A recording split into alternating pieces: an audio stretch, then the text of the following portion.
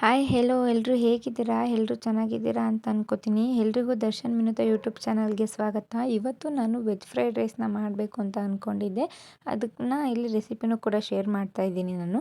ಮೊದಲಿಗೆ ನಾನಿಲ್ಲಿ ಒಂದು ಈರುಳ್ಳಿ ಮತ್ತು ಕ್ಯಾರೆಟ್, ಬೀನ್ಸ್, ಆಲೂಗಡ್ಡೆ, ಕ್ಯಾಪ್ಸಿಕಮ್ ಮತ್ತು ಕ್ಯಾಬೇಜ್ ಇದ್ದರೆ ಹಾಕ್ಕೋಬೋದು. ಬಟ್ ನಮ್ಮಲ್ಲಿ ಕ್ಯಾಬೇಜ್ ಖಾಲಿ ಆಗಿತ್ತು, ಅದರಿಂದ ಹಾಕಿಲ್ಲ. ಎಲೆಕೋಸು ಅಂತಾರಲ್ಲ ಅದು, ಮತ್ತು ಸ್ವಲ್ಪ ಕರಿಬೇವಿನ ಸೊಪ್ಪು, ಒಂದೆರಡು ಮೆಣಸಿನ್ಕಾಯಿ, ಸ್ವಲ್ಪ ಕೊತ್ತಂಬರಿ ಸೊಪ್ಪು, ಇಷ್ಟು ಕೂಡ ತೊಗೊಂಡಿದ್ದೀನಿ. ಈಗ ಹೇಗೆ ಮಾಡೋದು ಅಂತ ಅಂದ್ಬಿಟ್ಟು ತೋರಿಸ್ತೀನಿ ಬನ್ನಿ. ನೆಕ್ಸ್ಟ್ ನಾವು ಸ್ಟವ್ ಮೇಲೆ ಒಂದು ಬಾಣಲಿನ ಇಟ್ಕೊಂಡು ಬಾಣಲಿಗೆ ಸ್ವಲ್ಪ ಎಣ್ಣೆ ಹಾಕಬೇಕು. ಎಣ್ಣೆ ಕಾದಾದ ನಂತರ ಜೀರಿಗೆ, ಮೆಣಸಿನ್ಕಾಯಿ ಮತ್ತು ಸ್ವಲ್ಪ ಕರಿಬೇವಿನ ಸೊಪ್ಪನ್ನ ಹಾಕಿ ಇದನ್ನು ಕರಿಬೇವು ಸ್ವಲ್ಪ ಫ್ರೈ ಆಗೋವರೆಗೂ ಫ್ರೈ ಮಾಡ್ಕೋಬೇಕು. ಇದ್ರ ಜೊತೆಗೆ ನಾನು ಸ್ಲೈಸಾಗಿ ಕಟ್ ಮಾಡ್ಕೊಂಡಿರೋ ಒಂದು ಗೆಡ್ಡೆ ಈರುಳ್ಳಿನೂ ಕೂಡ ಆ್ಯಡ್ ಮಾಡ್ಕೊತಾ ಇದ್ದೀನಿ. ಆ್ಯಡ್ ಮಾಡಿಕೊಂಡು ಅದನ್ನು ಕೂಡ ಸ್ವಲ್ಪ ಫ್ರೈ ಮಾಡ್ಕೋಬೇಕು.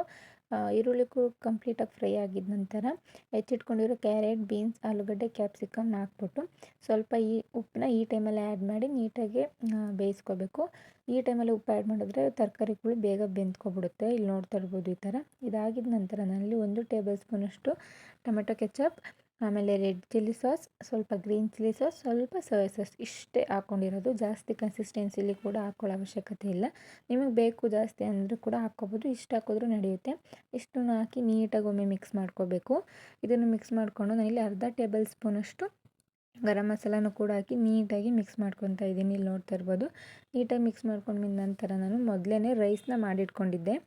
ಅದನ್ನು ಇದು ಫ್ರೈಡ್ ರೈಸ್ ಗೊಜ್ಜು ರೆಡಿ ಮಾಡಿರ್ತೀವಲ್ಲ ಅದಕ್ಕೆ ನೀಟಾಗಿ ಮಿಕ್ಸ್ ಮಾಡ್ಕೋಬೇಕು. ಇಲ್ಲಿ ನೋಡ್ತಾ ಇರ್ಬೋದು ಎಷ್ಟು ಚೆನ್ನಾಗಿ ಬಂದಿದೆ, ಉದ್ರುದ್ರಾಗಿ ಬಂದಿದೆ. ಈ ಥರ ಇದ್ದರೆ ಫ್ರೈಡ್ ರೈಸ್ನ ತಿನ್ನೋಕ್ಕೆ ತುಂಬ ಚೆನ್ನಾಗಿರುತ್ತೆ. ಒಮ್ಮೆ ಟ್ರೈ ಮಾಡಿ. ಲಾಸ್ಟಿಗೆ ನಾನಿಲ್ಲಿ ಸ್ವಲ್ಪ ಕೊತ್ತಂಬರಿ ಸೊಪ್ಪನ್ನ ಕೂಡ ಆ್ಯಡ್ ಮಾಡ್ಕೊತೀನಿ. ನನ್ನ ಇವತ್ತಿನ ವ್ಲಾಗ್ ಬಂದುಬಿಟ್ಟು ಇಷ್ಟೇ. ಯಾರಿಗೆಲ್ಲ ನನ್ನ ವ್ಲಾಗ್ ಇಷ್ಟ ಆಯಿತು ಅವರು ಒಂದು ಲೈಕ್ ಮಾಡಿ, ಶೇರ್ ಮಾಡಿ. ಈ ರೆಸಿಪಿನ ನೀವು ಕೂಡ ಮನೇಲಿ ಟ್ರೈ ಮಾಡಿ ಹೇಗೆ ಬಂದಿತ್ತು ಅಂದ್ಬಿಟ್ಟು ಕಮೆಂಟ್ ಬಾಕ್ಸಲ್ಲಿ ತಿಳಿಸಿ.